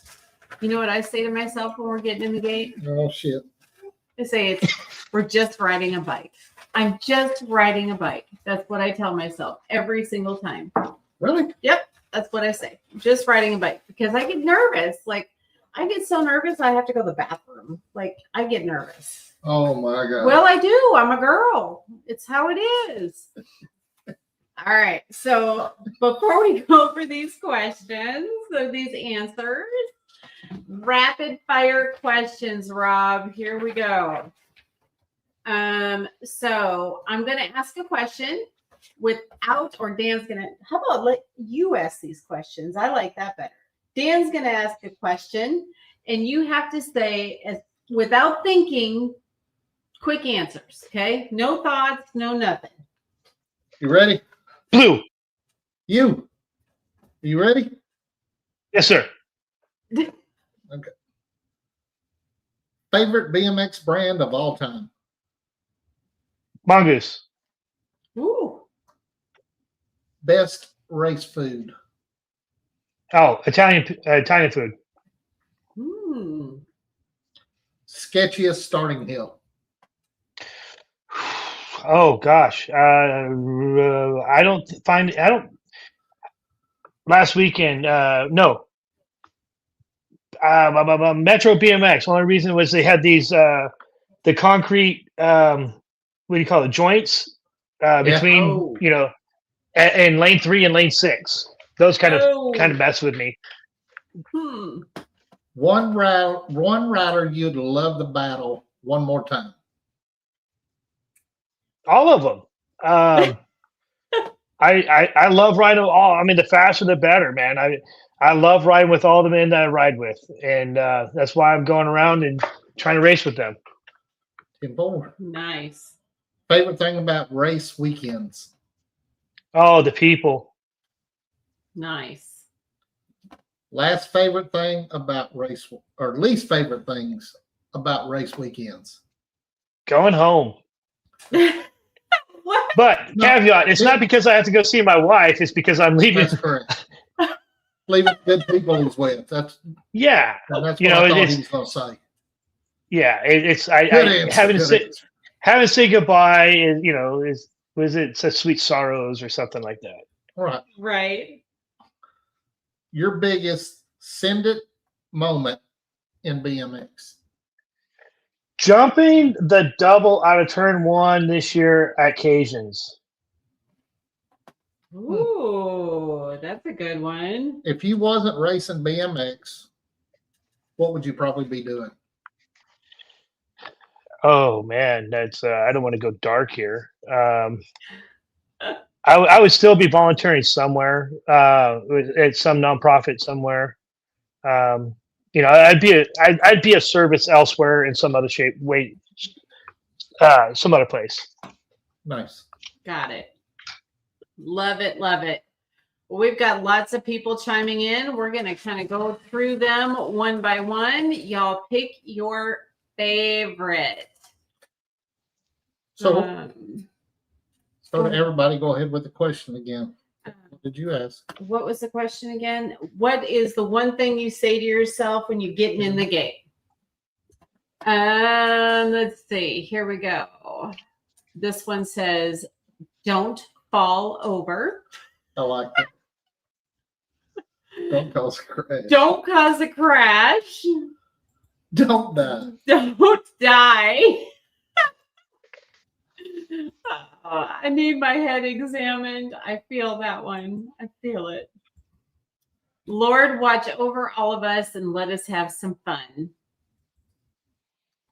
This one says whole shot. Mr. Scott Sloan says winner, winner, chicken dinner. If you ain't first, you're last. That's a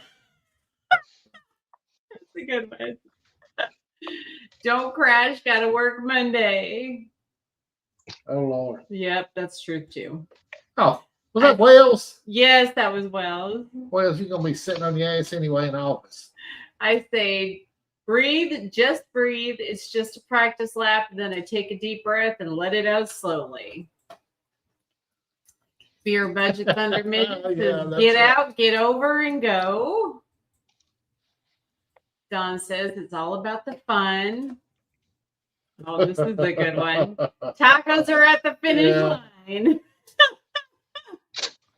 Good one. Jason Chang says, I say to myself, beep, go. Amanda says, I hope I can clip in and get set up before they drop this gate. I don't clip, so I don't know if Brad was adding to this or if he was talking about something else. Packing your bike? No, this one says, don't fall over. Right. Don't be late.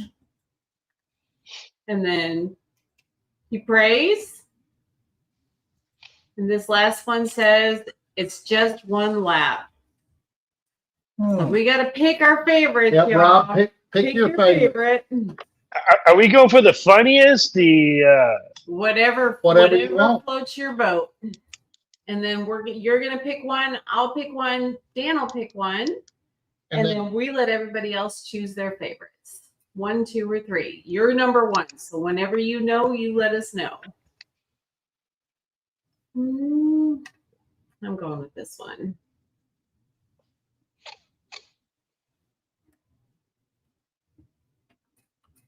Can you scroll back up? Yep. You want me to scroll up some more? Mm-hmm. Okay.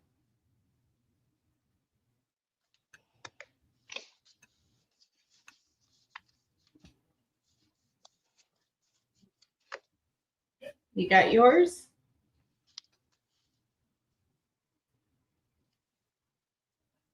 Maybe. Me? Yeah, I have mine. You have yours? Yep.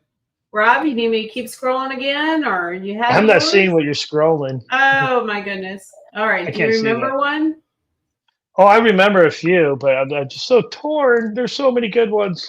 I know. Some of them are funny, and some of them are like, oh no, they're serious. You know, that makes sense. Right.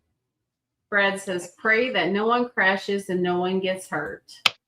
Okay, and I can't scroll them on my computer. I can't. Oh man. Okay, so I can read a few more. Let's go back and read them again. Let's do it. Let's do it. Let's do it. I got to figure out where we started. Right there. Right here. Don't fall over. Don't cause a crash. Don't die. I need my head examined. Lord, watch over all of us and let us have some fun. Full shot. Winner, winner, chicken dinner. If you ain't first, you're last. Don't crash, gotta work Monday. Just breathe. It's just a practice lap. That I take a deep breath and let it out slowly. Get out, get over, and go. It's all about the fun. Tacos are at the finish line. He says, beep, go. I hope I can clip in and set up before they drop this gate. And then I think Bradley says, pray. And then we've got, it's just one lap. I'm good. You're good. All right. Who'd you pick? Or what did you pick? What'd you pick? I picked that one that one person said. It was an excellent comment. And yeah, there was others that were good, but not as good as that one. And so I'm picking that one. Okay. Which one was that? I picked the very. I picked a very simple one because it shows a true racer's mindset. Whole shot. You got to be, thinking about that. And that's Donnie Drolet. Okay. Now, not to disrespect, there's some of my family / team members that said something too. And if I voted for you, it'd be like nepotism. So sorry, people, I love you, but it's all about the answer. If we could make a blind choice, we would, right?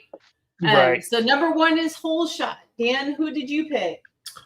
I picked. I need to go back and read all of it, but it's Okay, he's got me going backwards. This one? Yes. That one? Yep. Oh, he picked that one. Lord, watch over all of us and let us have some fun. Yes.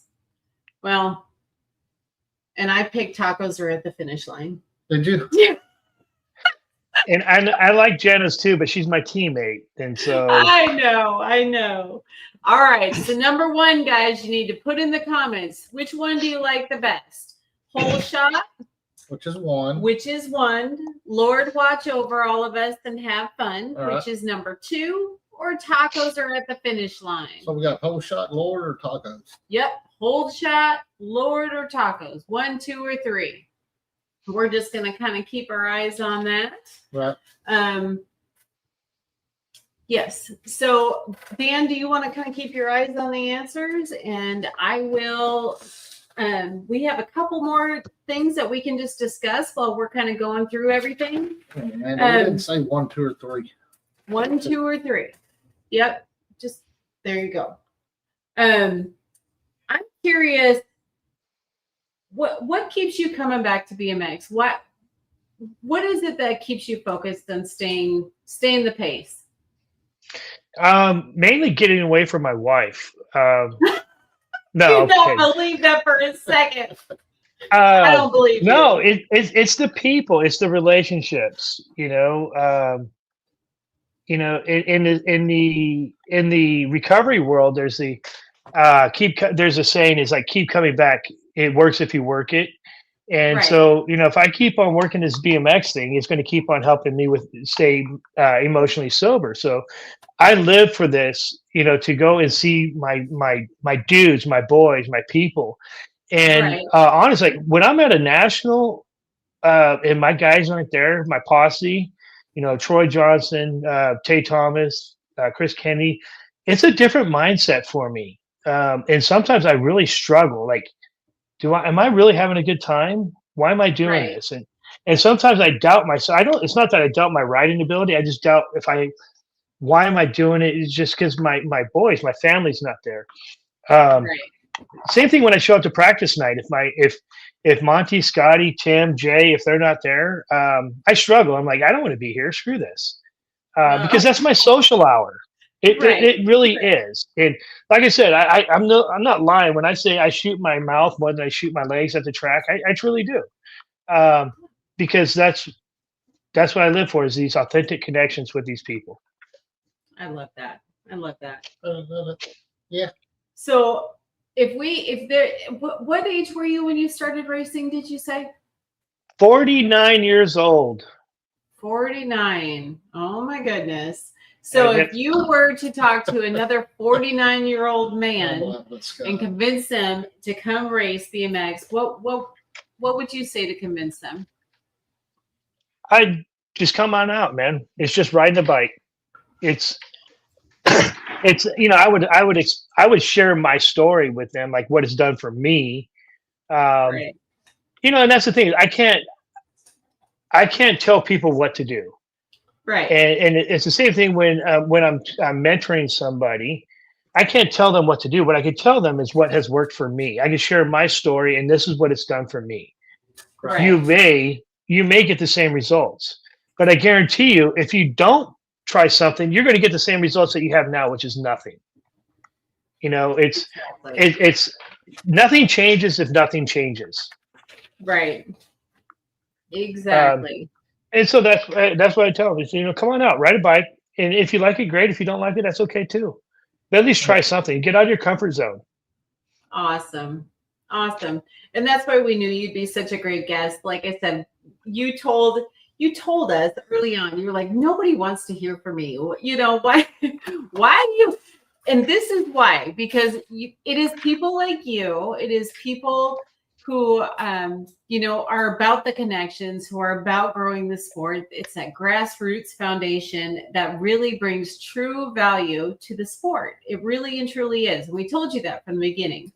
And with that, I mean, I'm glad you got to touch and bless some other people, but if nobody else would have been on, I've enjoyed this. right? I mean, Exactly.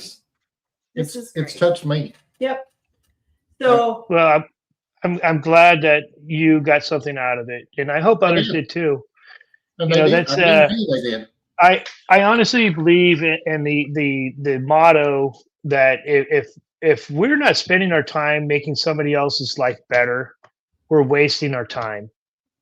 And it's the same thing when I help riders that I race against. You know, one of them would be Monty Scott. Raced a lot against him, and he would ask me questions, and I would answer him honestly.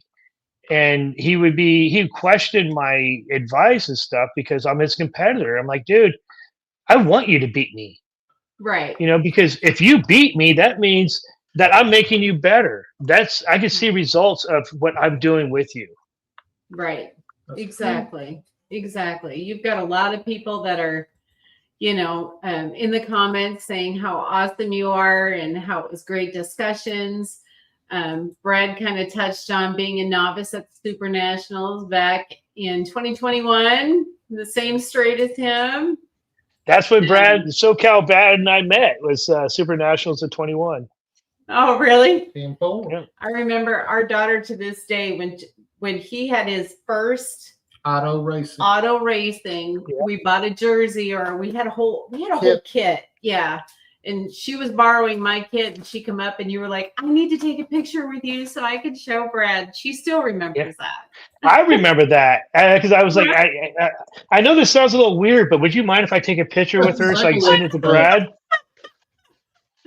Yeah, and I try to do that with Brad, you know, every national I go to, and just take a picture of somebody from his team and send it to him. Right. That's cool. Yep. You've got a lot of love in the comments for sure. Definitely. Coming around. I love it. I love it. Oh my gosh. That was my ex-wife right there. Hi, Val. The mother of two of my beautiful children. Oh, well, she's very pretty too. Her picture is very pretty, so that makes sense. Yeah, look at this. I mean, everybody is just commenting on, and it's just crazy how you have you've made a very huge impact on people, and you don't even realize it. So I think that's awesome. That's more than awesome. With that, what would be your final message to the BMX community? My final message, go out there and have fun. You know, don't do it for the right reasons. Don't do it because, well, we all do things for various reasons. But for me, I do it because of the passion of it. It's not to be number one. Right. Everybody wants to win, but not everybody can win. Only one person can win. And with that means the same thing with mains and grands. Everybody wants to make the grands main. And yes, my son, you're the most beautiful child. Only 4 people can make the main, you know, for me semi at grands. And I have to be okay if I'm number 5. Yeah. And that would be my message to other people is, you know, winning isn't everything, and losing is just part of the process as well. Keep striving to be better, but at the same time, know that, you know, I may beat you at this track today, but you could beat me at that other track tomorrow. So keep pedaling, keep going forward, and always remember that in life, there's only 3 things that we can control, and that's our attitude, we can control our effort, and we can control our response. That's it. All the other stuff is out of our control. That I almost want a T-shirt made that That's says that. exactly what I was saying. That is awesome. That's a great theory. I absolutely adore that. Seriously, like I might steal that, and make a T-shirt because that's Can't do perfect. that. I You can. can, I'll give him you can put credit. on there I'll give him Rob's words. Rob's words. And then, Rob's words of wisdom. We'll call it that. there you go. That's Yeah. even better. There we go. So who did we pick? Do we have a winner? Number 2? Yeah. Number 2. Blew everybody out of the park. Blew everyone out of the park. That was Jana. Jana. Yeah. Well, Jana, you're gonna have to drop your address in the comments and we will ship this out to you. Instant message Donelle on Facebook. Don't put your Don't address put it in the comments. I'm sorry. Yes, message me. Message me. Fits in with the just. Yes. Yes. I don't know. Has Wells talked to you about his new brand that he started? Pretty cool.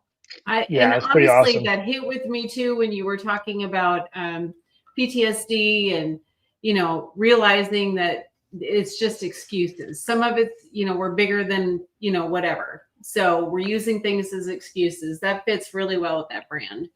Super cool. Yeah. Janice said she'd buy that shirt. So we might start a shirt thing. One of the other things I would like to mention before I forget is one of my big learning things during all this recovery work I've done is the most important thing I had to do was because I had to get comfortable being uncomfortable. Right. And because that's the only way that change comes about. The same thing as we're going out there and we're on the track, and we have these bad habits of how we ride our bicycles. We may have bad habits about how we do our gaits. And then so somebody comes up there and corrects it for us, helps us tell, oh, well, no, it doesn't feel right. It's uncomfortable. It's because it's change. And change is uncomfortable. So you get comfortable being uncomfortable. And that's how you will really develop as a person and as a rider, is just leaning into that discomfort. Yep, absolutely. I can totally relate. I am always uncomfortable in BMX.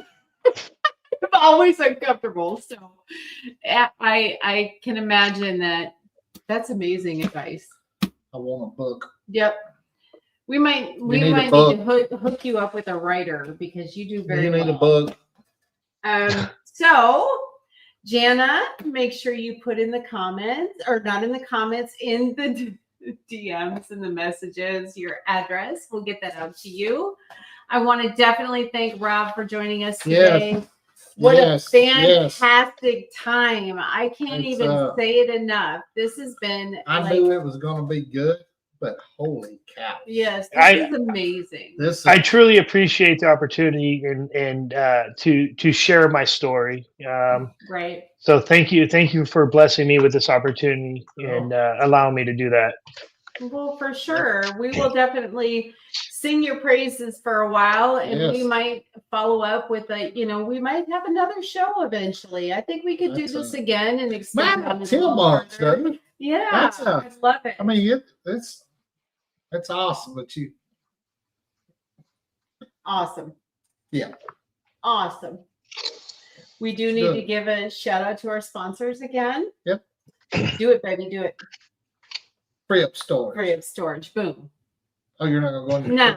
Okay. We're going to go free up. We're going to go Amy Grips. We're going to go 8 Degree Pedals, Evil Alloy, and Carbone Cartel. Yeah. Keep in mind, we always have room for more. We have very small financial, or we will do trade. So, we will do trade. She's only got 50,000 miles on her. Or whatever. We'll figure something out. Rob, thank you so much. Thank you so much. Awesome. For sure. Awesome. And I'm thinking we're going to see you in DeSoto this weekend. Oh, yes. I will be there racing just the cruiser for the state race. And awesome. Yeah, I'll be there. Look forward to seeing you guys in person. And my girl Jana's going to be there too. Yeah. I love her. Yeah, I love watching her fly across that track, man. It's just she's so insanely talented. Man, she's airborne too. Effortless. Yeah, you should see her on her unicycle. What? Yes, that's how. Yes, the girl can ride a track on a unicycle too. Oh my gosh. Come on. Oh my gosh. Jana, bring the unicycle. She's probably like, nope. Oh, Oh, my Facebook friend Scott Sloan will be there too. oh, shit. I have to brag. He has very few friends, so Facebook friends. He has tons of friends, but Yeah. yes, that was definitely amazing. Yes. We've been at this for over 2 hours, and I never would have What? guessed. I look forward so much to seeing you this weekend. Holy I'm going to cow. give you a big hug and tell you how awesome you are. Is your wife going to be there? Probably not. It's not her thing, No? and that's okay. No, and That's okay. it's totally okay.